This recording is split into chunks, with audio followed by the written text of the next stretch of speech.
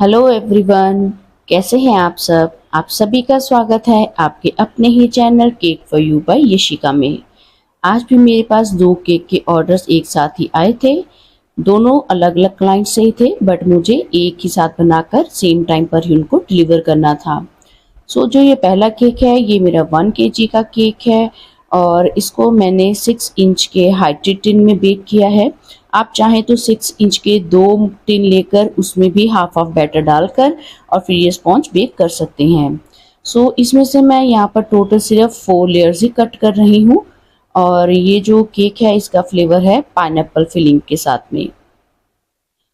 सबसे पहले मैंने जो 1 kg का केक था उसके ऊपर काम किया, उसकी क्रम कोटिंग को कंप्लीट कर दिया, उसको रखा फ्रिज में, क्योंकि जो दोनों केक थे ना वो साइड बाय साइड ही उन पर काम करने वाला था।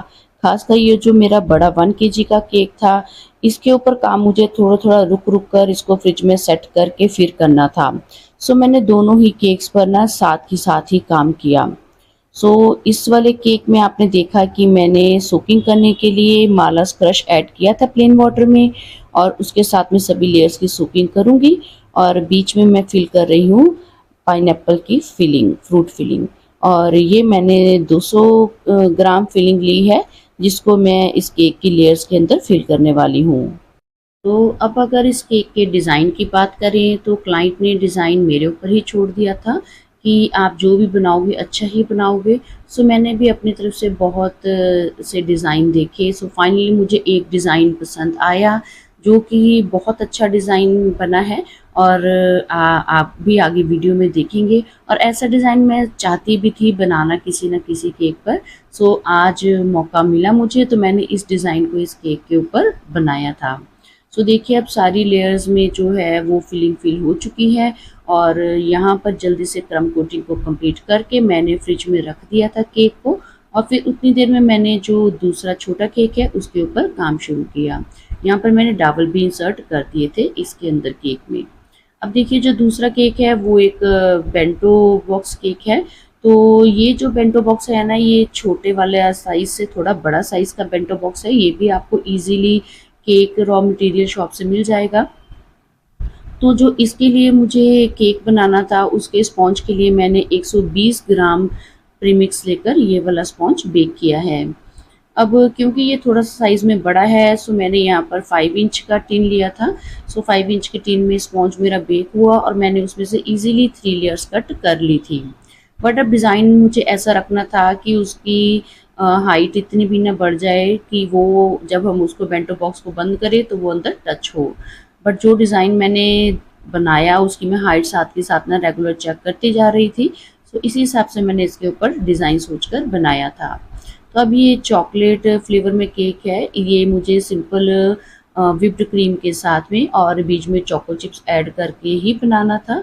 और जो सोकिंग के लिए मैंने वाटर यूज़ किया है उसके लिए मैंने पानी में शुगर, कॉफ़ी और कोको पाउडर को ऐड करके बॉईल किया है और फिर ठंडा हो जाने पर मैंने इसको यूज़ किया है केक की सोकिंग करने के लिए। अब ये 3 ही लेयर्स में मुझे क्रीम और चोको चिप्स टोटल ऐड करने हैं केक के। इस पर जितनी देर में मैंने क्रम कोटिंग की और उतनी देर के लिए जो मेरा पहले वाला केक था वो फ्रिज में अच्छे से सेट हो रहा था। ये जो दोनों केक्स हैं मैंने साथ के साथ ही बनाए और तभी मैंने वीडियो में भी इन दोनों को 1 बाय 1 ही पार्ट शूट किया है और आपके साथ में भी वैसे ही 1 बाय 1 ही शेयर कर रही हूँ। आप वीडियो को बिना स्किप किए पूरा देखेंगे तभी आपको दोनों केक को मैंने कैसे बनाया है, कैसे कहाँ क्या डिज़ाइन बनाया है तभी आपको पता लगेगा। अब यहाँ पर देखिए इसकी लास्ट लेयर को भी मैंने ऊपर रख दिया है। देखिए मैं साथ के साथ मेज़र भी कर रही थी कि इसकी हाइट ओवर तो नहीं हो रही है। उसके अकॉर्डिंग मैं कुछ नहीं तो कर लूँ अगर मुझे लगता है कि इसकी हाइट ओवर हो रही है, क्योंकि जो बेंटो बॉक्स है ना उसमें 4 इंच तक की हाइट में आप केक रख सकते हैं। और इसका वेट देखिए फाइनली 30 ग्राम हमारे केक बोर्ड का वेट था, तो उसको माइनस करते हैं तो अभी इसका 340 ग्राम वेट हो गया था। और जो साइज़ था वो 5 इंच का मैंने आपको दिखाया है, मैंने टिन साइज़ यूज़ किया था। अब क्रम कोट होने के बाद मेरा छोटा केक चला गया फ्रिज में और बड़े केक पर मैंने फाइनल आइसिंग स्टार्ट कर दी थी। जो डिज़ाइन मैंने इस केक के लिए सिलेक्ट किया था उसके अकॉर्डिंग सबसे पहले मुझे प्लेन वाइट क्रीम के साथ में ही इस केक की आइसिंग को कंप्लीट करना था। सो यहाँ पर मैंने पाइपिंग बैग से, जैसे कि हमेशा ही करती हूँ, पाइपिंग बैग की हेल्प से क्रीम को अप्लाई कर दिया था केक के सभी तरफ, और फिर पैलेट नाइफ एंड स्क्रैपर की हेल्प से मैंने इस केक की जो फिनिशिंग है वो कंप्लीट कर दी थी। अब ऐसे जो थोड़े से हाइट वाले केक होते हैं ना, उनमें डिज़ाइन बनाने के लिए ना आपको बहुत सी वैरायटी मिल जाती है, क्योंकि फ्लैट केक्स के तो डिज़ाइन बहुत सारे हैं बनाने के लिए। बट अगर आपको कुछ नया ट्राई करना हो, क्लाइंट को कुछ डिफरेंट बना के देना हो ना, तो आप कभी ऐसे टॉल केक के ऊपर या सेमी हाइटेड केक के ऊपर ट्राई कीजिए। अब देखिए, आगे डिज़ाइन करने के लिए मैंने ब्रॉन्ज शेड का लस्टर डस्ट लिया, उसमें वेपोरेक्स मिक्स करके, और बस इस तरीके से केक के ऊपर ना फिंगर्स के साथ में ही सभी साइड पर स्प्रे कर दिया था, क्योंकि मुझे केक पर ना ऐसा सेल्फ डिज़ाइन चाहिए था। अब उस केक को मैंने फिर से फ्रिज में रखा और हमारा छोटा केक बाहर आ गया था इसकी फाइनलाइजिंग कंप्लीट करने के लिए। इसकी भी फाइनलाइजिंग को मैंने वाइट क्रीम के साथ में ही कवर किया था। एक्चुअली ये जो छोटा केक है ना, ये बेबी के 3 मंथ कंप्लीट होने के ओकेज़न पर बन रहा था। सो डिज़ाइन कुछ माइंड में समझ नहीं आ रहा था कि कैसा डिज़ाइन हो, क्योंकि छोटा सा केक है, आप इस पर ज़्यादा काम भी नहीं कर सकते, और इसके ऊपर मुझे मैसेज भी लिखना था केक के ऊपर ही। सो डिज़ाइन मैंने ऐसा सोचा कि जो कलरफुल हो, हल्का फुल्का सा हो, और केक भी देखने में अच्छा लगे, और जो इजीली बेंटो बॉक्स में भी आ जाए। अब देखिए, इसके बाद में फिर से मैंने बड़े वाले केक को लिया और उसके अपना फाइनल डिज़ाइनिंग करने के लिए उसके ऊपर ना सबसे पहले मैंने व्हिप्ड क्रीम में ब्लैक जेल कलर की कुछ ड्रॉप्स को ऐड किया, और ये ग्रे शेड में मैंने ये कलर बना लिया था। अब इसके साथ में ना मैंने यहाँ पर फ्रीली ही ना 2 सेक्शन में ये कलर को अप्लाई कर दिया है, मतलब केक की दोनों साइड्स पर। ये मैंने पहले एक रफली एक लाइन ड्रॉ कर ली थी, फिर जो पार्ट था उसमें मैंने पूरा पूरा ये कलर फिल कर दिया था, ताकि बीच में से हमारा वाइट पार्ट भी दिखता रहे। और ये जो आप क्रीम ऊपर कवर करने के लिए लेंगे ना, डिज़ाइन बनाने के लिए, जो मेरी ग्रे कलर की क्रीम है, इस टाइप का आप कोई भी क्रीम लेते हैं तो आप ध्यान रखिए कि इसका टेक्सचर ना बहुत सॉफ्ट होना चाहिए। अगर आपको लगता है कि क्रीम का टेक्सचर ड्राई हो रहा है, तो आप उसमें थोड़ी सी मेल्टेड लिक्विड क्रीम ऐड कर लीजिए, जिससे कि उसका टेक्सचर सॉफ्ट रहे। क्योंकि अगर ये वाली क्रीम का टेक्सचर सॉफ्ट होगा, जिसके साथ में आप ऊपर ये डिज़ाइन बना रहे हैं, तो आप उसको ईजिली केक पर स्प्रेड कर सकते हैं और आपकी फाइनल आइसिंग भी खराब नहीं होगी। और पाइपिंग बैग को थोड़ा सा मोटा कट ही दीजिएगा, अदरवाइज ज़्यादा अगर आप छोटा कट लगाकर ये वाला डिज़ाइन बनाने के लिए क्रीम अप्लाई करेंगे, तो वो सारी की सारी ना नीचे वाले केक में ही मर्ज हो जाएगी।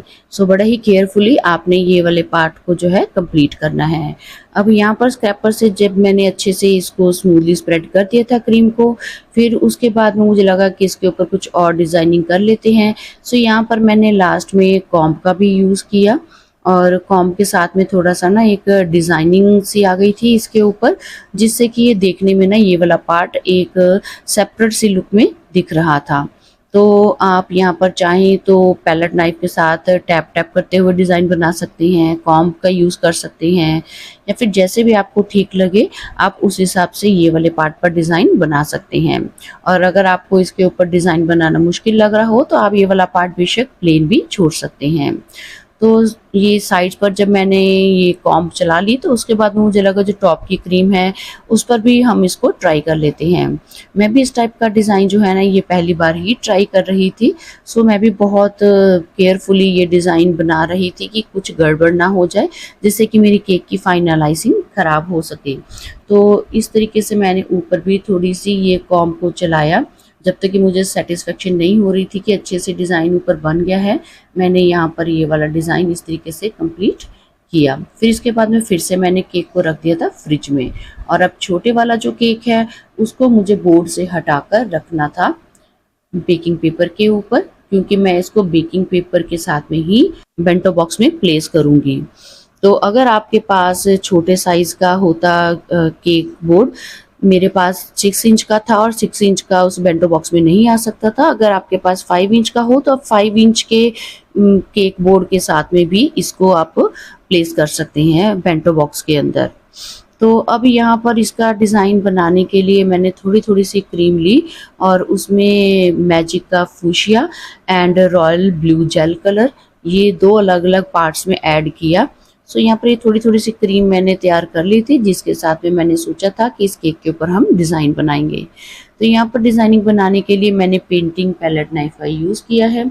तो यहाँ पर मैं इन दोनों कलर्स के साथ में ना केक के ऊपर इस तरीके से स्ट्रोक्स दूँगी कि जिससे कि ना केक जो है वो कलरफुल भी बन जाएगा छोटे बेबी के हिसाब से, और हमारे केक का डिज़ाइन भी इजीली कंप्लीट हो जाएगा और उसकी हाइट पर भी कोई फ़र्क नहीं पड़ेगा केक की हाइट पर, सो दैट हम इजीली ना इसको बेंटो बॉक्स में रख सकेंगे। तो यहाँ पर देखिए अब दोनों ही कलर्स के साथ में मैंने पहले तो केक की साइड वॉल्स के ऊपर ये डिज़ाइन बनाया और फिर उसके बाद में जो ऊपर वाला पोर्शन है, ऊपर वाले पोर्शन में भी मैंने ना इस तरीके से एक लाइन पिंक की, एक लाइन ब्लू की, बस ये पैटर्न के साथ में ऊपर वाला पोर्शन भी मैंने कवर कर दिया था। तो बस ये मिक्स एंड मर्ज करके दोनों शेड्स को मैंने ये जो ऊपर का पार्ट है ये डिज़ाइन कंप्लीट किया। अब पिंक लाइन कंप्लीट करने के बाद में मैंने वही पेंटिंग पैलेट नाइफ को साफ किया और उसके साथ में मैंने ब्लू वाले पार्ट से भी डिज़ाइनिंग करती थी। तो देखिए कि कैसे हम आसान तरीके से एक वाइट प्लेन कलर केक को भी ना कलरफुल बना सकते हैं। और इतना काम करने के बाद में अब मुझे जो बीच में कुछ-कुछ जगह खाली लग रही थी साइड वॉल्स पर, वहाँ पर भी मैंने ना थोड़े-थोड़े और स्ट्रोक्स दिए कलर के, ताकि ये अच्छे सा बढ़िया सा ना कलरफुल लुक में ही नज़र आए। और इसके बाद में अब इसके ऊपर ना मुझे मैसेज भी लिखना था केक के ऊपर, 3 मंथ्स कंप्लीट।